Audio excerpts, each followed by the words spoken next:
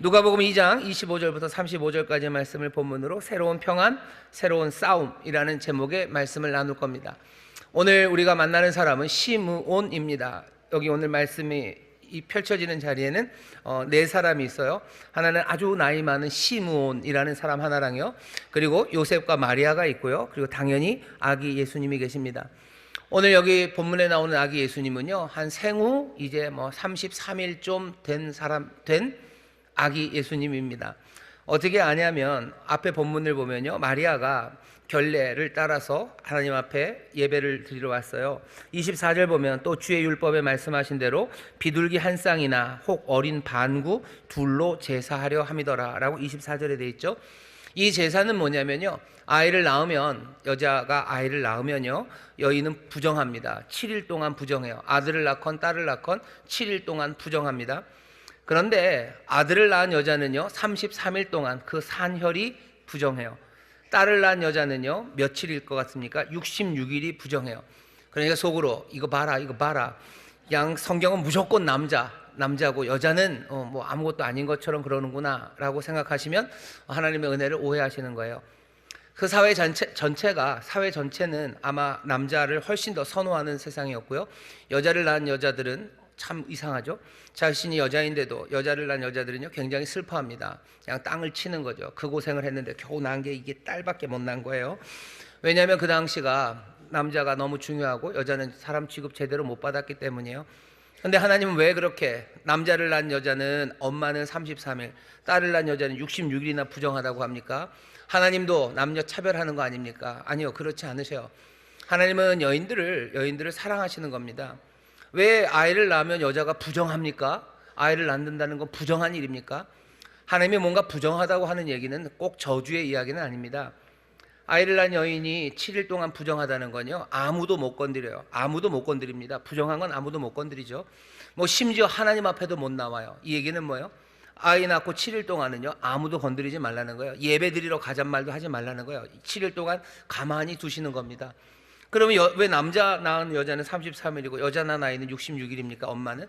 생각을 해보셔요. 남자를 낳은 엄마는 그래도 기분이 좋아요. 그러니 어떻게 해요? 아이 낳고 33일이면 뭔가를 추스릴 수 있습니다. 근데 딸을 낳은 엄마는 얼마나 마음이 상합니까? 지치고, 그리고 사람들이 뭐라고 그냥 이러고 쳐다보겠죠. 66일을 보호하시는 거죠.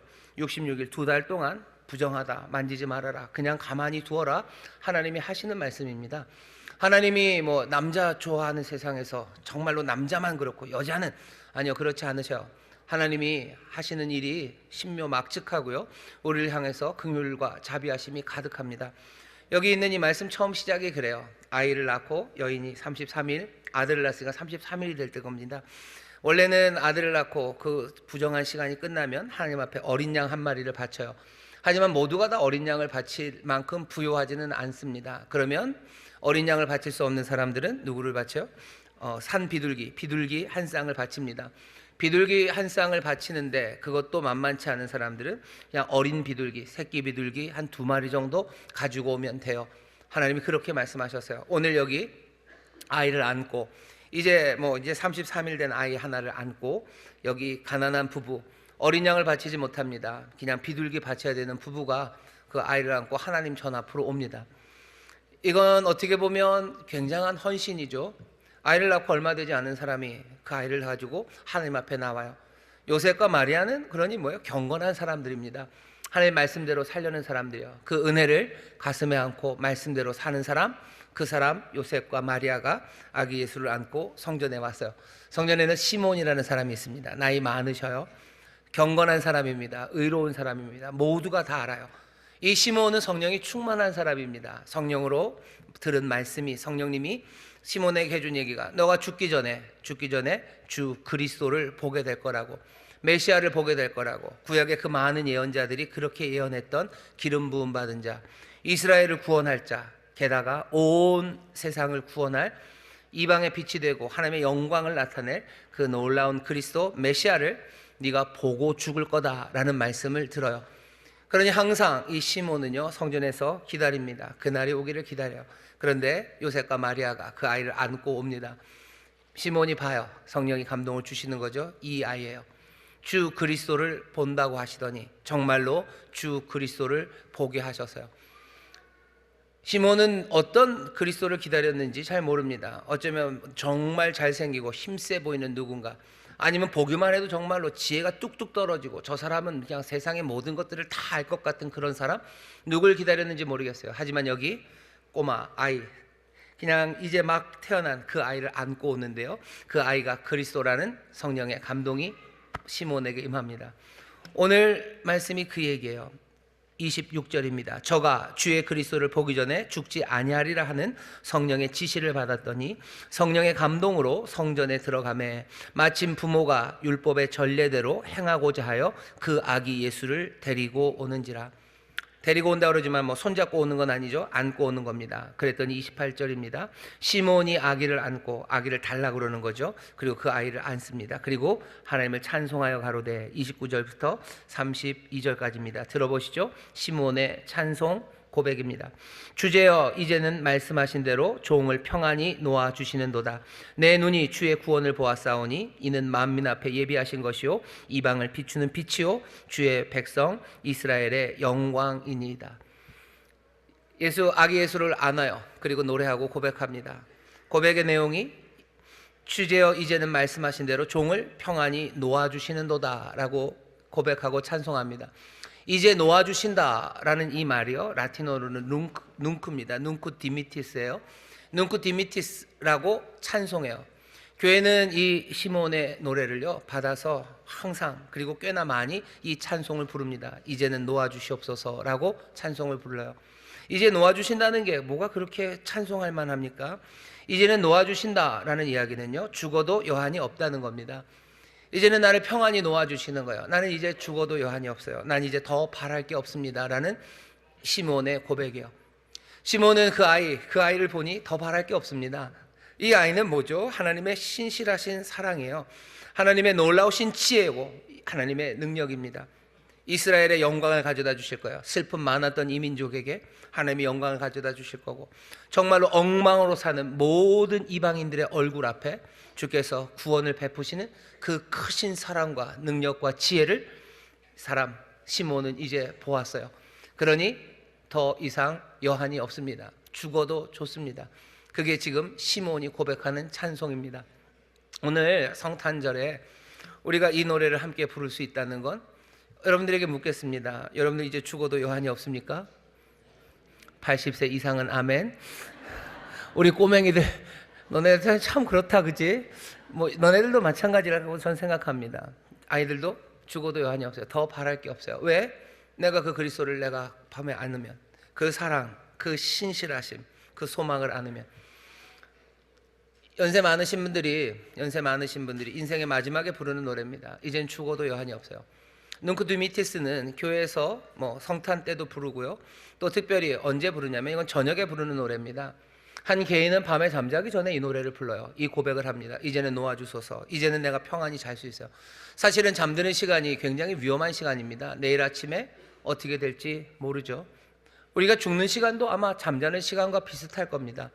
우리가 마지막 숨을 쉴 그때 잠자는 거죠. 잠자고 그 다음에 우리는 여한이 많이 남아 있습니까? 그냥 아둑바둑 그 시간들을 그렇게 보냅니까? 아니, 시몬은 뭐라고 얘기해요? 이제는 놓아주시는도다. 나는 이제 죽어도 여한이 없어요. 왜? 주의 은혜, 주의 놀라우신 사랑과 능력, 우리를 향한 하나님의 거룩하신 뜻이 정말로 사실임이 내 품 안에서 확인되기 때문입니다. 그렇다면 죽어도 여한이 없죠. 우리가 자녀들을 놓고 가니 걱정된다고요? 아니요, 걱정되지 않습니다. 여기 주께서 함께 하시면 그 신실하신 사랑과 능력으로 내 자녀들 그 다음 하나님의 빛을 보고 영광 가운데 살아가게 하실 거예요. 시몬은 그런 사람입니다. 아기를 안고 이 노래를 불러요. 오늘 이 주님을 맞이하는 우리 모두가 정말로 이 시몬의 찬양, 이 고백을 여러분들 함께 들으시고 이 찬양, 이 고백이 우리의 삶에서 터져나오게 되시기를 주의 이름으로 축원합니다. 죽어도 여한이 없어요. 더 바랄 게 없어요. 가장 좋습니다. 주님으로 만족합니다. 주님 그리스도를 내가 만나고 내가 그 품에 안는다면 나에게는 이제 더 이상 부족함이 없습니다. 모든 염려, 근심, 두려움, 불안, 그런 건 더 이상 없습니다. 시몬의 이 찬송이 우리 모두의 찬송이고 특별히 이 성탄절의 노래가 되시기를 주의 이름으로 축원합니다. 자, 부족함이 없다는 이 노래를 부릅니다. 그래서 교회는 늘 이 노래를 불러왔어요. 하지만 시몬이 우리에게 전해준 건 이 찬송만은 아닙니다. 마리아에게 하는 말이 있습니다. 보시면 이렇게 돼 있어요. 29절서부터 죄송합니다. 33절부터 읽겠습니다. 그 부모가 그 아기에 대한 말들을 기이 여기더라. 시몬이 저에게 축복하고 그 모친 마리아에게 일러 가로되 보라, 이 아이는 이스라엘 중 많은 사람의 패하고 흥함을 위하여 비방을 받는 표적이 되기 위하여 세움을 입었고 또 칼이 내 마음을 찌르듯 하리라. 이는 여러 사람의 마음의 생각을 드러내려 함이니라 하더라. 느낌이 다르죠? 시몬의 앞에 노래는 모두가 다 부르고 싶어합니다. 주여 이제는 나를 평안히 놓아주시는도다. 내가 주의 구원을 보았어요. 이방의 모든 얼굴 앞에 하나님의 구원의 빛이 그리고 이스라엘의 주의 영광이 가득합니다 라는 이 기쁨의 노래는 우리가 함께 부르고 또 함께 마음을 공감할 수 있고 또 공감하기를 바라는 그런 찬송입니다. 하지만 시몬이 한 두 번째 이야기, 그 이야기에는 귀를 기울이고 싶지가 좀 않죠.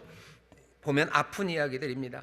비방받는 표적이 된대요. 그리고 칼이 마음을 찌른답니다. 이런 이야기 성탄에 별로 듣고 싶지 않아 합니다. 성탄에는 기쁨이 가득하고 빛만 가득했으면 좋겠어요. 하지만 오늘 말씀은 우리에게 그렇게 말씀하지는 않아요. 다 들어봐야 되죠. 그냥 가지 말고 시몬이 하는 이 성령 충만한 시몬이 아기 예수를 가슴에 안고 하는 이야기, 또 그 아기 예수를 마리아에게 전해주면서 하는 그 이야기를 우리가 다 들어봐야 합니다. 예수님을 믿고 또 예수님을 영접하는 삶, 그 삶 가운데 성탄을 기뻐하고 즐거워하지만 시몬의 이야기를 듣고 싶어 하지는 않아요. 주께서 우리에게 평강을 가져다 주시죠. 평강을 가져다 주시고 빛을 가져다 주시고 그리고 영광의 일을 우리에게 행하십니다. 하지만 그것만 있는 건 아니에요. 이 아픔의 이야기가 있습니다. 이건 늘 그래요. 그리고 당연합니다. 우리가 외면하려고 해도 외면되지 않습니다. 암을 치료합니다. 암을 치료하는 건 좋은 일이죠. 우리에게 샬롬을 주는 일입니다. 하지만 암이 그냥 치료되지는 않습니다. 예전에는 암 치료하려면 굉장한 외과 의사들이 살을 째야 되죠. 장기를 열고 손을 넣어서 뭘 이렇게 저렇게 암세포들을 다 따내야 돼요. 지금은 뭐가 좀 기술이 좋아졌다고 해서 로봇 수술을 한다지만 과정은 똑같습니다. 째는 부위만 달라질 거예요. 들어가서 다 잘라내는 거죠. 아픈 힘이죠. 정말로 아프죠. 어떻게 생사를 잽니까? 그러니 마취를 하고 뭘 하지만 그래도 아픔이 없어지는 건 아니에요. 화학치료, 키모라고 화학치료를 하죠. 화학치료도 마찬가지입니다. 얼마나 아프고 힘듭니까? 암을 치료하는 샬롬, 그 샬롬을 이루기 위해서 그 아픔의 과정이 있는 겁니다. 정신과적인 치료도 마찬가지예요. 정신과 치료를 할 때도 그냥 다 납니까? 자기 안에 있는 아픈 기억들 끌어내기도 하고 뭔가 슬픈 이야기들 그것들 때문에 눈물 흘리고 가슴 치면서 그렇게 정신과 치료도 이루어지는 겁니다. 악화되는 것 같지만 호전을 위해서는 그 일이 필요해요. 그리스도의 평강이 우리 가운데 임합니다. 그냥 세상 이치예요. 그냥 되는 건 아무것도 없습니다. 오늘 설교의 제목입니다. 새로운 평안, 새로운 싸움이에요. 이 지혜로운 시므온 그리고 성령 충만한 시므온이 성탄 하나님의 아들이신 주 그리스도를 마음에 아는 사람들에게 주는 말씀입니다. 주를 찬송하고 그 영광의 빛으로 감사하고 감격합니다. 더 이상 좋을 것 없는 그 극상의 기쁨을 누리는 시간이에요. 하지만 동시에 그 아이를 품에 안고 시몬의 이 이야기를 들어봐야 됩니다. 예수님도 같은 얘기를 하셔요. 내가 이 땅에 화평을 주러 온 줄 아냐? 마태복음 10장이죠. 10장 34절입니다.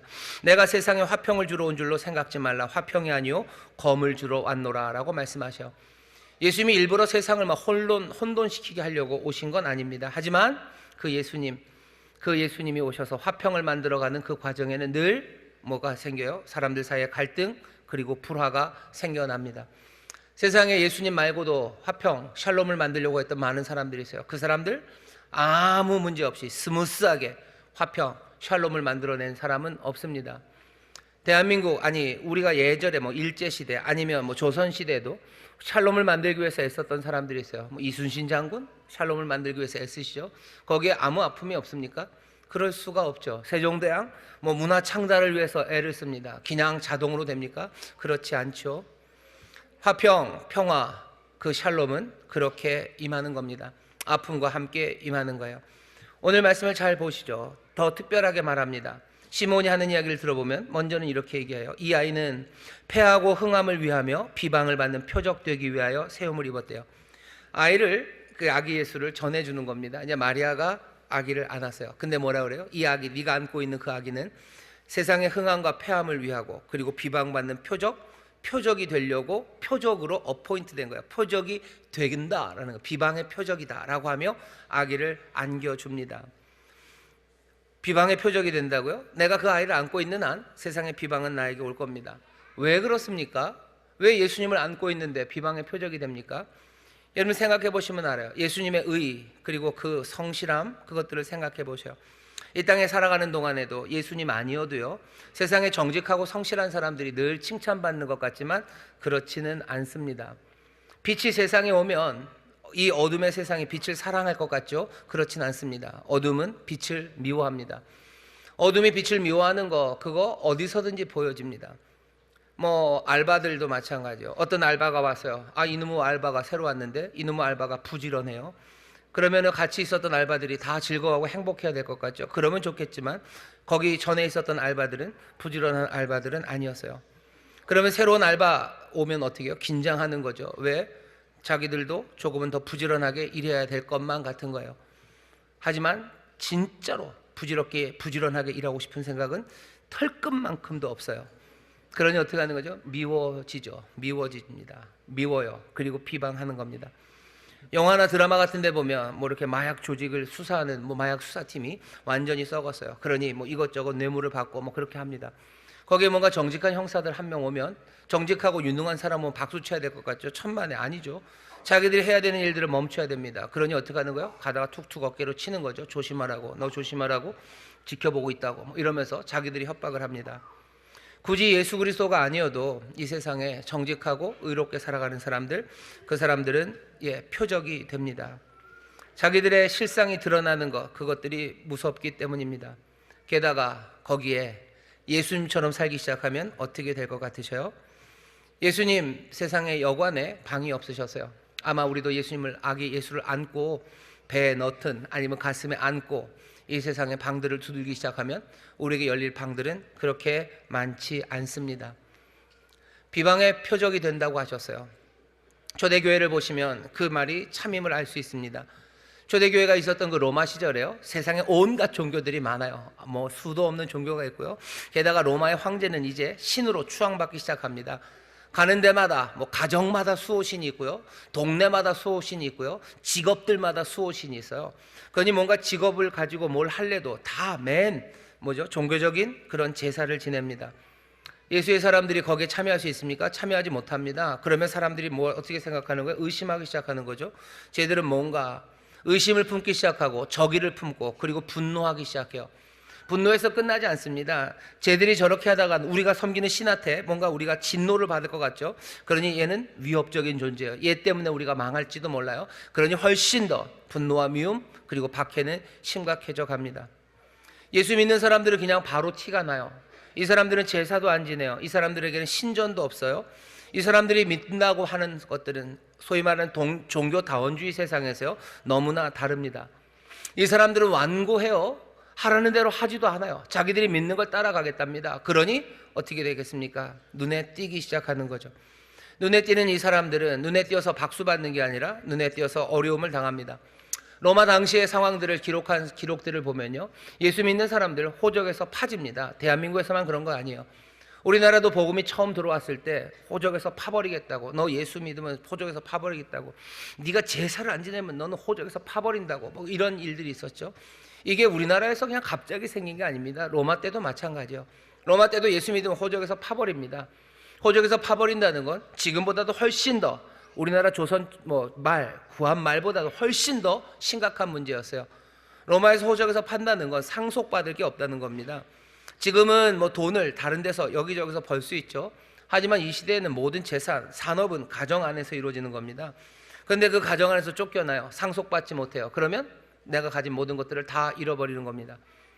예수 믿는다는 이유로 상속에서 제외되고, 예수 믿는다는 이유로 공직에서 밀려납니다. 예수 믿는다는 이유로 이런저런 상업적인 네트워크에서도 다 배제되는 거예요.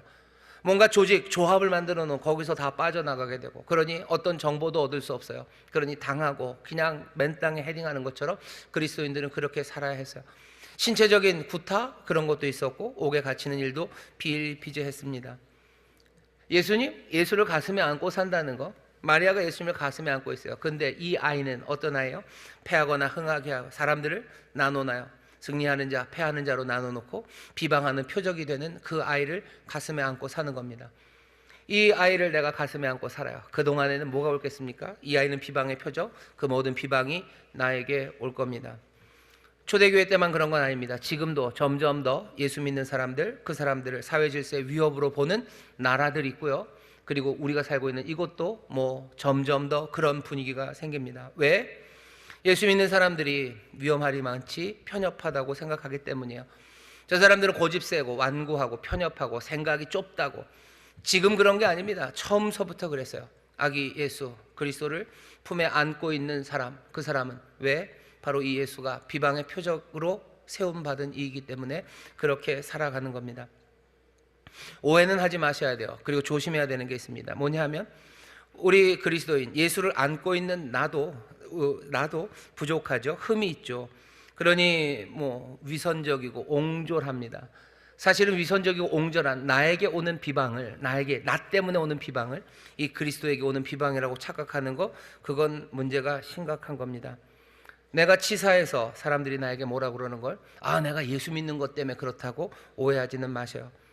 내가 정말로 남들 말하는 거 좋아하고 남들 비방하는 거 즐기는 사람이라 저 사람 왜 그래? 라고 손가락질하고 나를 따시키는 걸 내가 예수 믿기 때문에 따당하는 거라고 그렇게 이상하게 오해하는 것, 그거는 굉장히 위험합니다. 그 위험에서 벗어나셔야 돼요. 하지만 기억은 하셔야죠. 내가 그렇게 안 하더라도 내가 그리스도 예수를 안고만 있다면 그분은 비방과 받는 표적으로 세움받았어요. 그러니 그 비방이 올 겁니다. 우리가 정직하게 살아서요 예수님을 따르기 때문입니다. 그러면 그렇게 돼요. 또 하나, 우리가 뭘 잘못하지 않아도요, 그리고 내가 고집을 안 부려도요, 세상이 그냥 예수 믿는 사람을 싫어합니다. 그럴 때가 있어요. 뭐 말하면은 뭐 좀 그렇지만 저도 그런 미움을 받아본 적이 있습니다. 제가 아무리 생각해봐도요 제가 잘못한 게 아무것도 없어요. 진짜 잘못한 게 없어요. 내가 걔네들한테 잘해줬으면 잘해줬지 잘못한 거 아무것도 없습니다. 걔네들이 뭘 하자고 하는 거 그것 때문에 갈등이 있었던 것도 아니에요. 근데 그냥 밉대요. 왜 그러냐? 그 애들이 그러더라고요. 네가 예수 믿어서 싫대요. 그러냐? 그러고 그냥 뭐 할 말이 없죠. 그냥 세상이 미워합니다. 그냥 어둠이 빛을 미워해요. 자기들의 잘못된 게 드러날까봐 미워하는 거, 그것도 있지만 그냥 어둠은 빛이 싫은 겁니다. 예수 믿는 사람 비난 받아요. 왜? 우리가 안고 있는 그분이 세상의 비난의 표적으로 그렇게 세움받은 분이기 때문에 그렇습니다. 우리가 살아가는 동안에 예수님이 우리의 삶에 들어오셔요. 성탄절은 어떤 절입니까? 어떤 날입니까? 시몬처럼 오신 구주의 그리스도를 우리가 끌어안는 날이야. 끌어안으니 시몬이 노래한 것처럼 이젠 죽어도 좋을 만큼, 여한이 없을 만큼 그 은혜와 능력, 사랑에 우리는 감격의 기쁨이 가득합니다. 하지만 들어야 되는 얘기는 뭐예요? 우리가 끌어안아 우리에게 평화를 주시고 샬롬을 주시는 그 빛과 영광은 동시에 세상을 패하고 흥하게 하며 또 비난의 표적이 되도록 세움받은 바로 그분이셔.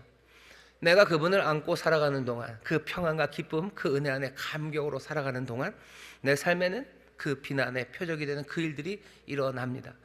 그게 시몬이 우리에게 알려주는 이야기야. 시몬이 우리에게 들려줍니다. 마리아에게 들려줘요. 아기 예수를 안고 있는 사람들에게 들려주는 이야기입니다.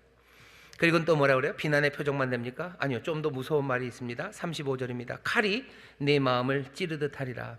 칼이 네 마음을 찌른대요. 이 칼은 무슨 칼입니까? 어쩌면 이 칼이 네가 안고 있는 그 예수, 그분이 네 칼이다. 예수님이 그러시죠. 내가 이 땅에 화평을 전하러 온 줄 아냐? 아니다. 마태복음 10장 아까 읽었죠? 35절, 34절입니다. 아니다. 내가 너에게 검을 주러 왔다. 내가 너에게 칼을 주러 왔대요. 말씀은 날카롭대요. 양날 가진 검처럼 우리의 심령과 골수를 찔러 쪼갭니다. 내가 예수를 안고 살아가요. 예수를 안고 살아가는 그 삶은 칼처럼 나를 찌르는 삶입니다. 마리아에게 이 얘기를 해요. 마리아는 그 아기 예수, 이 예수 때문에 자기의 마음이 칼처럼 찔립니까? 칼처럼 찔렸던 적이 있어요. 진짜 어마어마하게 찔렸던 적이 있습니다. 언제죠? 십자가 그 아래에서요. 십자가, 예수님을 따르는 사람으로, 마리아도 제자의 한 사람이었습니다. 그때는 자기가 따랐던, 사랑했던 그 주님이, 그리스도가 십자가에서 못 박혀 죽습니다. 처참하게 죽는 거예요. 말 그대로 요절입니다. 요절이 그런 거죠. 그냥 허리를 확 꺾어버리는 거예요. 살날이 창창한 그 젊은 30 남짓 된 이 청년 하나가, 이 의로운 이 랍비가, 이 선지자가, 이 구원자가 십자가에서 그렇게 꺾여 죽어가는 것을 제자로서 그 십자가 아래서 봅니다. 얼마나 아픕니까? 그 아픔은 도대체 뭡니까? 거기에 더해서 마리아에게는 이 예수가 자기의 아들이에요. 아들의 죽음을 봐야 되는 그 어머니의 비애가 어떤 것이었을 것 같습니까? 내 아들이 그냥 아파서 내 앞에서 먼저 가는 것도 부모님들이 감당을 못해요. 그런데 내 아들이 그렇게 아무 잘못 없는데, 정말로 아무 잘못 없는 아이가 그렇게 거기서 신음하며 가장 세상에서 비참한 방법으로 죽어가는 그 자리에 어머니가 있어요. 이 아이가 없었으면 마리아에게 그렇게 찔리는 일이 있었겠습니까? 없었겠죠. 근데 시몬이 예언자처럼 말한 거예요. 성령의 충만함으로 말한 거예요. 아기를 안고 있는 마리아에게 칼이 네 마음을 찌를 거다라고 얘기합니다. 오늘 성탄절이에요. 다시 한번 제가 여러분들의 모든 기쁨을 빼앗아 가고 싶은 마음은 절대로 없습니다. 여러분들 아기 예수 오신 주의 그리스도를 여러분들 안으셔요. 그래서 정말로 더할 나위 없이 죽어도 좋을 만큼 기쁨과 그 감격을 누리십시오. 하지만 기억하셔야 되는 거예요. 그분은 비방받는 표적이고, 그분은 우리의 칼이 마음을 찌르는 그 칼로 나에게 안겨져 있습니다. 이 모든 것이 우리를 괴롭게 하려고 하는 거? 아니요, 그건 아닙니다. 좀 들어보시죠. 마리아는 십자가 앞에서만 칼에 찔린 건 아닙니다. 마리아가 살아가는 동안에 정말로 많은 갈등이 있었어요. 마가복음 3장에 보시면 예수님의 형제 자매들이 예수님을 잡으러 옵니다. 왜 잡으러 오냐면 아무리 봐도 예수님이 하시는 말이 미친 말이에요. 미친 소리 하는 거예요. 정신없는 소리 하는 거예요. 이렇게 말하다가는, 얘가 이 말을 계속하다가, 우리 형아가 이 말 계속하다가는 우리 형아도 망하고 우리 집도 망하고 그냥 온 문제가 너무 심각할 것 같아요. 그러니 형제들이 잡으러 옵니다. 마리아도 거기에 동조하는 거예요. 이러면 안 된다고 싶은 거죠. 예수님이 하시는 말씀, 예수님이 하시는 일, 그 일들이 자기를 고민하게 하는 거죠. 혼란스럽게 만드는 겁니다. 예수님 없었으면 그런 고민할 필요 없어요. 예수님 없었으면 그런 생각할 필요 없어요. 그냥 사는 대로 줄줄줄 살아가면 됩니다. 하지만 그 예수를 내가 안고 살아가는 동안에는 마리아가 겪었던 이 혼란들, 그리고 이 고민들이 생기는 겁니다. 어쩌면 다 알지 못해서였겠죠. 다 알지 못해서였겠고, 그러니 그분의 말씀과 싸울 수도 있고, 그 말씀을 들고 나 혼자 내 안에서 싸울 수도 있습니다. 예수님이 하시는 말씀 보면 뭐 가슴 아픈 말도 많아요. 누가 내 어머니고 누가 내 형제냐? 하나님의 말씀, 하나님의 뜻대로 행하는 자가 내 형제고 내 자매고 내 어머니다라고 말하며 그냥 가슴을 후벼 파는 이야기들을 합니다. 그 이야기들을 다 듣고 있는 마리아요.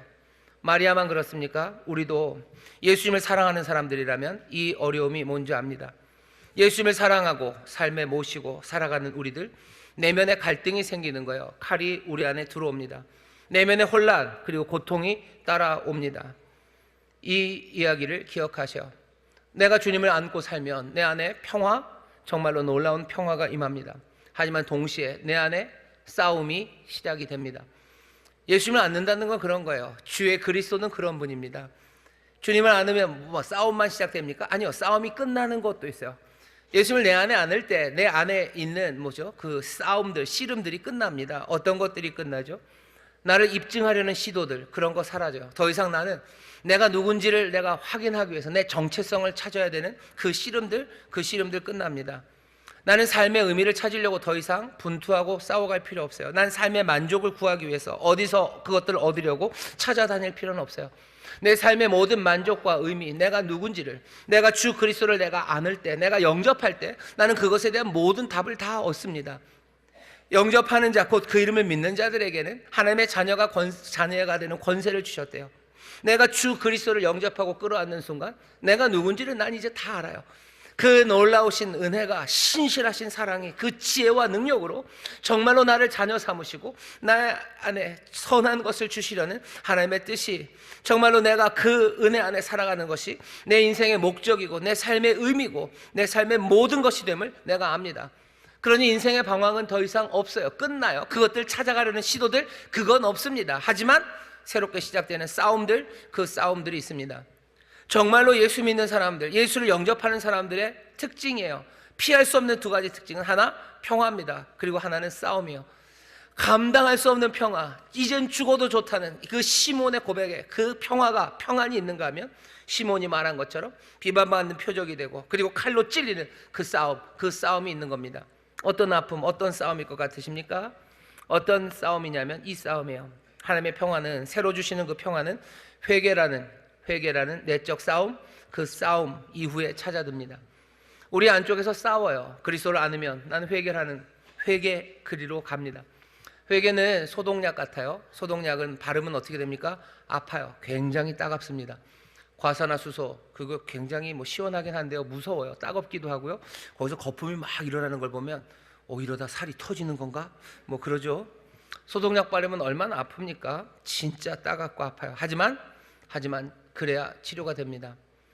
내면의 고통을 유발합니다. 회개는 그런 거예요. 회개는 늘 아파요. 회개는 돌아서는 거 맞습니다.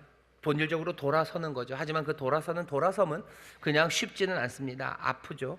왜? 시인하지 말고 싶은 거, 시인하기 싫은 거, 그것들 시인해야 되는 거예요.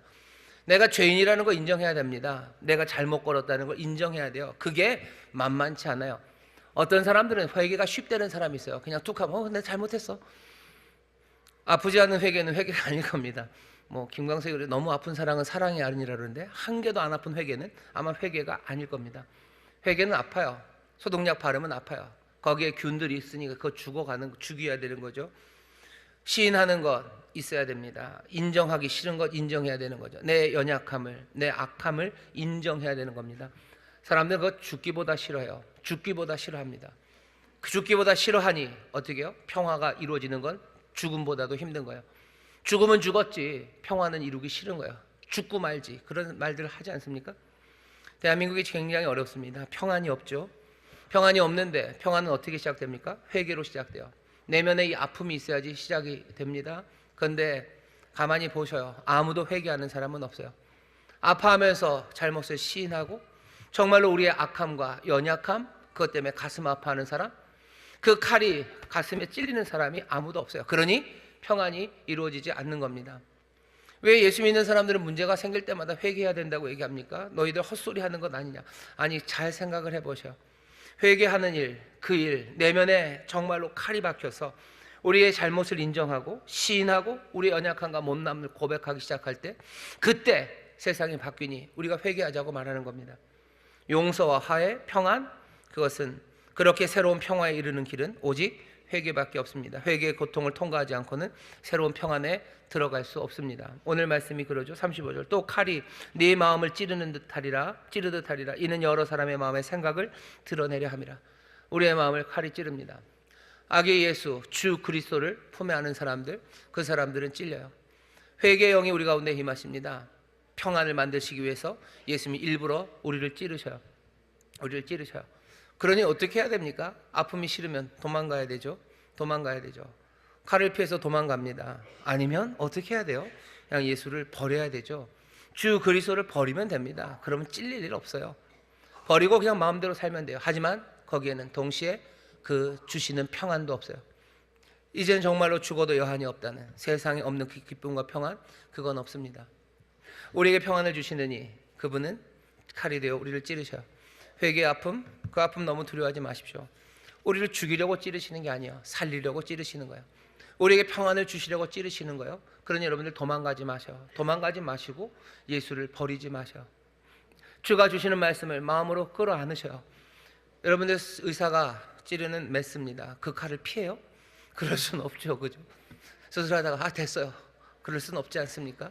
의사가 괜히 칼로 날 어떻게 하려는 겁니까? 정말로 병든 자에게는 의사가 필요한 것 아니냐라고 말씀하시며 이 땅에 오신 정말로 생명을 살리는 의사가 그 칼을 우리에게 찌르시는 거예요. 그 회개의 아픔입니다. 또 어떤 아픔, 어떤 싸움이 필요합니까? 하나님의 평안은 복종에 수반되는 싸움, 순종하기 위한 싸움, 그 싸움 이후에 우리에게 옵니다. 로마서 6장부터 7장 보시면 거기 싸움이 나와요. 옛자, 구원받았지만 여전히 옛자와 그리고 새로운 자, 옛나, 새 나가 있습니다. 옛나는 뭐라 그래요? 여전히 내가 주인 되고 싶어요. 하지만 새로운 나는 압니다. 내가 주인 되는 게 아니라 하나님이 하나님 되시고 주님이 주님이 되셔야 내 삶에 참된 평화가 온다는 걸 알아요. 하지만 이 옛자와 지금의 나는 싸웁니다. 뒤집다 싸워요. 드립다 싸우고 그 싸움 가운데 힘들어합니다. 어떻게 해야지 해결됩니까? 내 뜻대로 마시고 아버지의 뜻대로 하옵소서라고 내려놓기 시작해야 돼요. 하지만 그게 쉬운 일이 아닙니다. 날마다 아버지의 뜻이 하늘에서 이루어진 것처럼 이 땅에서 이루어지기를 날마다 기도하는 그 사람, 그리고 결정적인 그 자리에 내 뜻대로 마옵시고 아버지의 뜻대로 하옵소서라고 기도할 때, 그때 그 아픔을 지나 평안이 오기 시작하는 겁니다. 여러분 생각해 보세요. 복종, 순종, 여러 가지 있지만 간단하게 예를 들어보면 교회 안에서 뭔가 헌신해야 되는 일이 있어요. 누가 봐도 그건 하나님 우리에게 맡기신 일입니다. 하지만 옛 자아는 싫어요. 내가 그게 싫어요. 내가 살고 싶은 대로 살아야지. 그랬다가는 내가 손해볼 것도 많고 너무 힘들어요. 그러니 그거 싫죠. 그러니 그 마음이 싸웁니다. 내 뜻대로 마옵시고 아버지 뜻대로 하옵소서 하고 내가 내 뜻을 내려놓고 아버지의 뜻에 순종할 때, 그때야 평안이 찾아오기 시작합니다. 내 마음의 평안이 찾아오기 시작하고 또 그 순종을 통해서 세상에 하나님의 평안의 역사가 시작이 돼요. 반대로 생각해 보세요. 내 뜻대로 하지 마옵시고 아버지 뜻대로 하옵소서가 아니라 에라 모르겠다, 내 뜻대로 하겠다 하고 옛 자아가 이기면, 그러면 어떻게 될 것 같으셔요? 그러면 계속해서 뭔가가 내 뒤통수를 잡는 거죠. 계속 뒤통수 찔리는 것 같고 내 마음에 평안 없습니다. 동시에 세상의 평안도 이루어지지 않아요. 결국은 그 순종을 위한 싸움, 그 싸움에서, 그 아픔에서 정말로 순종의 길로 나아가기 시작할 때 참된 평안이 이루어지는 겁니다.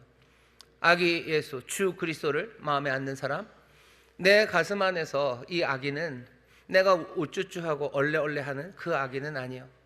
내가 아는 그분은 아기 예수처럼 보이지만 이분은 주 그리스도십니다. 내 안에 와서 나를 다스리기 시작하시고 나를 거룩하고 하나님의 자녀 되게 하시기 위하여 회개의 길로, 회개의 칼을 찔러 넣으시고 나를 순종의 길로 칼을 들이대시는 분이셔요. 이 예수를 우리가 마음에 영접한 사람들입니다. 일부러 아파야 될 필요는 없어요. 하지만 주 그리스도를 품에 안는 사람들, 그 사람들은 이분이 비방의 표적이 되시고 그리고 칼이 됨을 분명히 기억하셔야 됩니다. 비방의 표적이 되어서 우리 가운데 여러 가지 적의가 그리고 환난과 어려움이 다가올 때 자기 연민에 빠지지 마셔. 예수 믿는 건 너무너무 힘들어 라고 자기 연민에 빠지지 마셔. 그때는 담대하십시오. 왜? 이분은 비난의 표적을 받으실 분이나 동시에 평강의 왕이셔.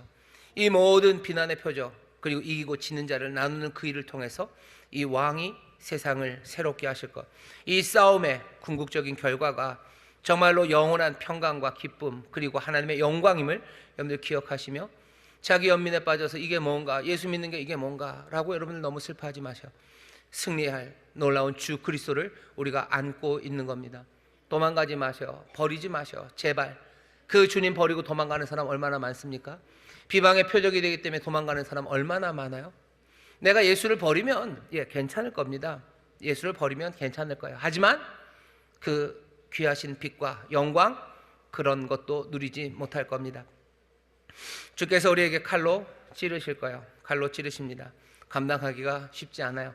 하지만 주님 바라보십시오. 예수 그리스도도 어떻게 하셨어요? 그 찌르는 칼들, 그것들을 다 받으셨어요. 에덴에서 사람들이 죄를 짓고 쫓겨났을 때 하나님이 그 에덴을 불칼을 든 화영검을 든 천사들로 막으셔요. 칼은 죽음입니다. 그 기쁨을 누리지 못하게 하는 죄의 싹시입니다. 그 모든 것들을 예수님 십자가에서 감당하십니다.